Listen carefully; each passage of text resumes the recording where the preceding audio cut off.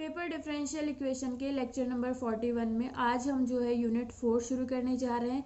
इससे पिछली वाली क्लास में हमारी यूनिट 3 कंप्लीट हो चुकी है। यूनिट 4 में जो है हमारे 2 चैप्टर है, उसमें से पहला वाला चैप्टर हम आज शुरू कर रहे हैं। ये है हमारा चैप्टर 4। ये चैप्टर है समघाती रैखिक अवकल समीकरण, होमोजीनियस लीनियर डिफरेंशियल इक्वेशन। इससे पिछली वाले यूनिट में जो है हमने रैखिक अवकल समीकरण पढ़ी थी, लेकिन वो कैसी थी? अचर गुणांकों वाली रैखिक अवकल समीकरण थी। यहाँ पे ये रैखिक अवकल समीकरण कैसी है? समघाती, यानी इसके गुणांक जो है वो अचर होना कोई ज़रूरी नहीं है, लेकिन इसके गुणांक जो है वो कैसी बनाएंगे? उसको समघाती बनाएंगे। तो पहले देख लेते हैं ऐसी इक्वेशंस होती क्या है। तो सबसे पहले हम इसकी डेफिनेशन देखते हैं। तो ऐसी डिफरेंशियल इक्वेशन जो कि इस फॉर्म की होती है, एक्स की power n d n y over D x n plus a one x की power n minus one d n minus one y over D x n minus one plus and so on a n y is equals to q x, जहाँ पे हमारे ए one से लेके A N तक क्या है? Constant है, और क्यू एक्स हमारा एक्स का कोई फंक्शन है।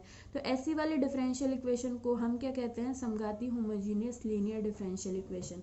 यहाँ पर इस इक्वेशन की खास बात क्या है? यहाँ पर ये जो हमारा पहला डेरिवेटिव है ये n ऑर्डर का है, तो यहाँ पर इसके साथ जो x की पावर x मल्टीप्लाइड है वो क्या होगा? x की पावर n। यहाँ पे हमारा ये डेरिवेटिव इसका ऑर्डर n-1 है, तो इसके साथ जो x मल्टीप्लाइड है उसकी पावर क्या है? n-1। ये चीज़ इसको क्या बनाती है? समघाती, यानी इसके साथ वेरिएबल मल्टीप्लाइड है, और वेरिएबल कौन सा है? इंडिपेंडेंट, यानी इसके साथ सिर्फ x ही मल्टीप्लाइड होगा। क्योंकि जब इसके साथ y मल्टीप्लाइड हो जाएगा डेरिवेटिव के साथ, तो ये समीकरण जो है रैखिक नहीं रहेगी, वो कैसी हो जाएगी? Non linear.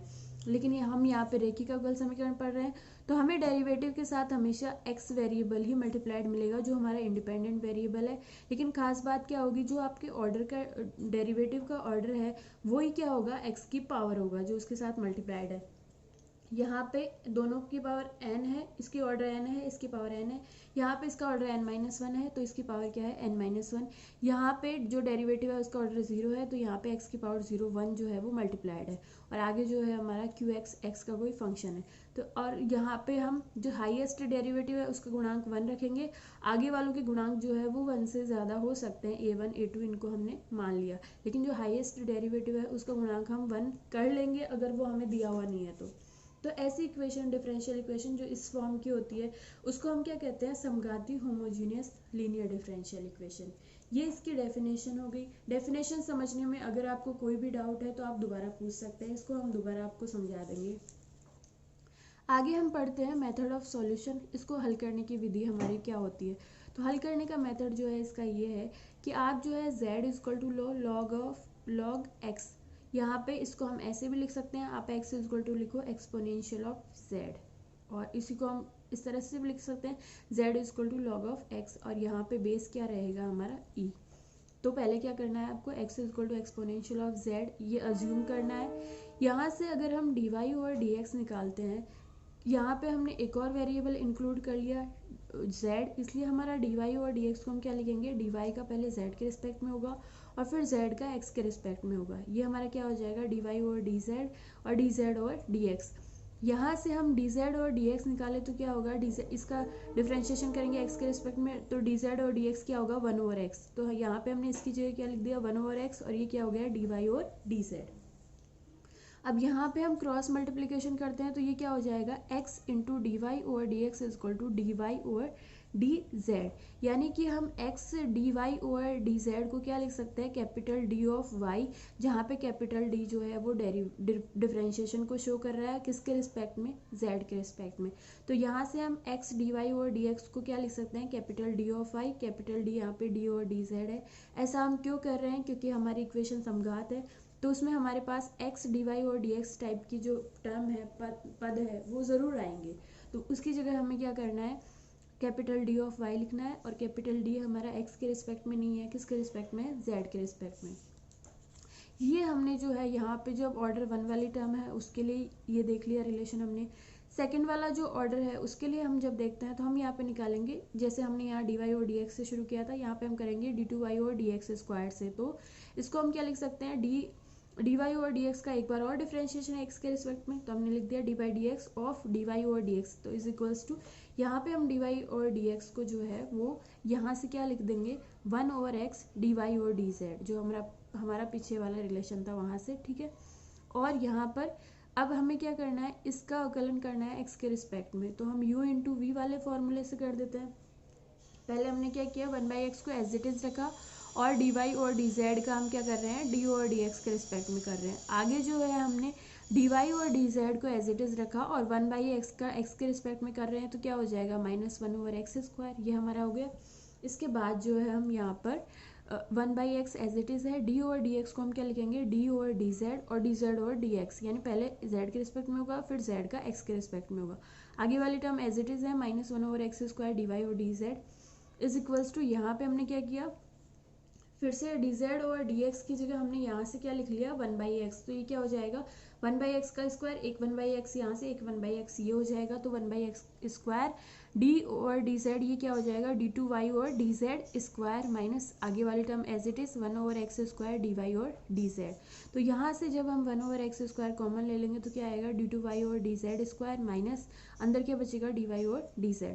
क्रॉस मल्टीप्लिकेशन करेंगे तो क्या आ जाएगा x² d2y और dz square dx² x² d2y और dx² इज इक्वल्स टू क्या हो जाएगा d2y और dz स्क्वायर माइनस dy और dz। तो यहाँ पे हम कैपिटल D जो है किसको लिख रहे हैं, d और dz को, तो यहाँ पे 2 बार है तो ये क्या हो जाएगा कैपिटल D² y माइनस 1 बार है तो dy। तो हमारा जो है x² d2y और dx² को हम क्या लिख सकते हैं capital D² y minus capital dy, और इसको जो है हम d कॉमन लेके और y कॉमन लेके हम इसको क्या लिख सकते हैं, d को कॉमन ले लेंगे y को कॉमन ले लेंगे तो क्या आ जाएगा d ऑफ d माइनस 1 किस पे ऑपरेट हो रहा है y पर। तो हमारा x² d2y और dx² इज इक्वल टू क्या हो जाएगा d माइनस 1 y। ये जो है हमारा जो हम ये पढ़ रहे हैं डेरिवेशन इसका, ये आपके एग्जाम में नहीं पूछा जाएगा, हम सिर्फ समझने के पर्पज से पढ़ रहे हैं। एग्जाम के पॉइंट ऑफ व्यू से आपको ये रिलेशन याद रखना है z equal to log of x या फिर x equal to exponential of z। फिर आगे x dy और dx को कैपिटल D ऑफ y लिखते हैं और x² d2y और y और dx² को हम क्या लिखते हैं d माइनस 1 y। यहाँ पे कैपिटल D जो है d और dz को शो करता है। बस आपको एग्जाम के पॉइंट ऑफ व्यू से ये चीज़ें ध्यान में रखनी है और बाकी जो डेरिवेशन है वो सिर्फ आपको कंसेप्ट क्लियर करने के लिए बताया जा रहा है। तो यहाँ पे हमने ये सेकंड ऑर्डर वाले को कर दिया। इसी तरह हम यहाँ पे n ऑर्डर वाले को क्या लिखेंगे x की पावर n dn y और dxn जो यहाँ पे हमें मिलेगा वहाँ पे हम क्या करेंगे d से शुरू करेंगे, d माइनस 1 d माइनस 2, ये कम होता होता कहाँ तक जाएगा dn माइनस 1 प्लस 1 और ये किस पे ऑपरेट होगा y पर। ये हमारा रिलेशन है। ये सारी वैल्यूज जो है हमने हमारी जो इसको इक्वेशन 1 माना है हमने, तो यहाँ पर जो है हमारी xn dn y और dxn की जगह ये रख देंगे और जहाँ पे x² d2y और dx² है वहाँ पे ये रख देंगे, x dy और dx की जगह ये रख देंगे। तो हमारी ये वाली इक्वेशन जो है फर्स्ट जो है वो रिड्यूस होकर क्या हो जाएगी, यहाँ पे हमने सारी वैल्यूज रख दी। तो ये किसका फंक्शन हो गया कैपिटल D का, जहाँ पे कैपिटल D क्या है d और dz, y is equal to q of x की जगह क्या आ जाएगा एक्सपोनेंशियल ऑफ z, क्योंकि हमने ये अज्यूम किया है x is equal to exponential of z। तो अब जो है हमारी पूरी डिफरेंशियल इक्वेशन किस में होगी, इसका डिपेंडेंट वेरिएबल है y और इसका इंडिपेंडेंट वेरिएबल है z। अब ये हमें जो इक्वेशन मिलेगी वो कैसी मिलेगी, अचर गुणांकों वाली रेखिक अवकल समीकरण, जो हमें पिछली वाली यूनिट में जिसको सॉल्व करने के हमने मेथड्स पढ़ रखे हैं, हम इसको सॉल्व कर लेंगे और लास्ट में जो है हम z इक्वल टू लिख देंगे log ऑफ x। तो ये फिर किस में रिलेशन आ जाएगा x और y में, और ये हमारा क्या हो जाएगा सॉल्यूशन। इस वाले मेथड को और ज़्यादा क्लियर समझने के लिए हम इस पर एक एग्जाम्पल ले लेते हैं। तो हमने एग्जाम्पल लिया है, दी गई अवकल समीकरण का हल ज्ञात कीजिए, और हमारी अवकल समीकरण क्या है x² d2y और dx² minus 3 time x dy और dx plus 4 time y is equals to 2x²। तो यहाँ पे हमें पता है सेकंड ऑर्डर के डेरिवेटिव के साथ x² मल्टीप्लाइड है, फर्स्ट ऑर्डर के डेरिवेटिव के साथ x मल्टीप्लाइड है, यानी ये इक्वेशन कैसी है समघात homogeneous linear differential equation. Linear इसलिए क्योंकि y और उसका डेरिवेटिव कहीं पे भी मल्टीप्लाइड नहीं है। तो यहाँ पे हम समघात वाले मेथड से इसको सॉल्व करते हैं। तो हमने मान लिया z is equal to log of x या फिर x is equal to exponential of z, ये हमने कर लिया। अब हमारा मेथड क्या कहता है x² d2y और dx² की जगह क्या लिखेंगे d into D minus 1 of y। तो यहाँ पे हमने लिख दिया d into D minus 1, y को हमने बाहर ले लिया, minus 3 as it is x dy और dx की जगह हम क्या रखेंगे d ऑफ y, और यहाँ पे y बाहर ले लिया तो क्या बचेगा d 3 के साथ, यहाँ पे प्लस 4 y बाहर है हमारा is equals to two as it is, और एक्स स्क्वायर को क्या लिख देंगे, एक्स को लिखेंगे एक्सपोनेंशियल ऑफ जेड, तो एक्स स्क्वायर क्या हो जाएगा, एक्सपोनेंशियल ऑफ 2 टाइम जेड। ये हमारा हो गया। इसको हम कैलकुलेट कर लेते हैं, तो मल्टीप्लाइड करेंगे तो क्या आएगा, D square as it is लिख दिया। यहाँ पे क्या आएगा, माइनस डी, और ये माइनस 3d क्या हो जाएगा, minus 4d plus 4y is equals to 2 time exponential of 2z। अब ये हमारी क्या आ गई, अचर गुणांकों वाली रेखिक अवकल समीकरण। तो इसको हम सॉल्व कर लेते हैं। सबसे पहले CF निकालेंगे, उसके लिए हम बनाएंगे सहायक समीकरण, ऑक्सिलरी इक्वेशन। हमारी ऑक्सिलरी इक्वेशन क्या हो जाएगी, M square minus 4m plus 4 is equals to 0। इसको हम m माइनस 2 का होल स्क्वायर लिख सकते हैं इज इक्वल्स टू 0। यहाँ से m की वैल्यू निकालेंगे तो क्या आएगी, 2 टाइम 2, 2 बार 2, यानी 2 और 2 हमारी जो है वो रिपीट होके इसकी क्या आ जाएंगे, रूट। तो ऐसे वाले केस में हमारा CF क्या होता है, C1 plus C2 Z exponential of 2Z।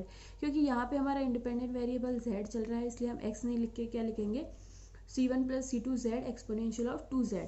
और फिर बाद में जो है हम z की जगह log ऑफ x लिखेंगे, तो हमारा ये क्या हो जाएगा, C1 प्लस C2 z की जगह log ऑफ x, और एक्सपोनेंशियल ऑफ z हमारा क्या है, x है, तो यहाँ पे इसकी पावर 2 है, तो x की पावर क्या हो जाएगी, 2। ये हमारा क्या हो गया, CF x और y में, ये हमारा x में आ गया CF C1 plus C2 log of x x square. अब हम PI और निकाल लेते हैं, तो हमारा PI क्या हो जाएगा, यहाँ पर ये जो है इसको ऑपरेट करवा देंगे, तो ये क्या हो जाएगा, 1/d square minus 4d plus 4, ये ऑपरेट होगा 2 टाइम एक्सपोनेंशियल ऑफ 2z पर, ये हमारा ऑपरेट होगा।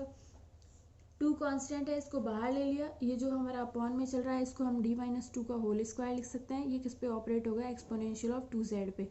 यहाँ पे हम देख पा रहे हैं, जब यहाँ पे ये जो हमारा अपॉन वाला फंक्शन है उसमें जब हम d की जगह a रखेंगे 2, तो ये 0 हो रहा है। तो ऐसे वाले केस में इसका जो है वो सॉल्यूशन क्या होता है, हमने पिछली क्लासों में पढ़ रखा है, 1/d माइनस a की पावर होल पावर r है, और एक्सपोनेंशियल ऑफ ar है, ax है, तो यहाँ पर जब d की जगह a रखेंगे तो ये 0 हो रहा है। इसलिए ऐसे वाले केस का क्या होता है, PI xr और r factorial exponential of ax। हमारे r की वैल्यू क्या है, 2, तो हमारे पास क्या आएगा, z square 2 factorial exponential of 2z। यहाँ पे आपको x नहीं लेना, अभी हमारा इंडिपेंडेंट वेरिएबल जो है वो z है। ये हमने कर दिया, 2 से 2 कैंसिल हो जाएगा, ये क्या बचेगा, z square exponential of 2z। तो z की जगह हमने लिख दिया log ऑफ x, तो ये z स्क्वायर की जगह क्या आ गया, log ऑफ x का स्क्वायर, और यहाँ पे एक्सपोनेंशियल ऑफ z की जगह x रखेंगे, तो एक्सपोनेंशियल ऑफ 2z हमारा क्या हो जाएगा, x स्क्वायर। ये हमारा क्या हो गया, PI। और हमारा complete solution y is equal to क्या हो जाएगा, CF प्लस PI। CF की वैल्यू यहाँ से लिखेंगे C1 plus C2 log of x multiplied by X square, plus आगे PI की वैल्यू लिखेंगे, तो ये क्या है, इसको जो है ये भी स्क्वायर है, ये भी स्क्वायर, तो हम क्या कर देंगे, x into log of x का होल स्क्वायर। ये हमारा क्या हो गया, सॉल्यूशन। तो ये हमारा जो है वो समघाती रेखिक अवकल समीकरण को सॉल्व करने का मेथड है। इसका एक और केस है जो हम अगली क्लास में पढ़ेंगे। आज की क्लास में जितना पढ़ा है इससे रिलेटेड आपकी बुक में जितने भी क्वेश्चन है एक्सरसाइज के और एग्जाम्पल, उन सबको आप सॉल्व कर लीजिए। और आपको कोई भी प्रॉब्लम है तो आप व्हाट्सएप पे या यूट्यूब के कमेंट सेक्शन में पूछ सकते हैं।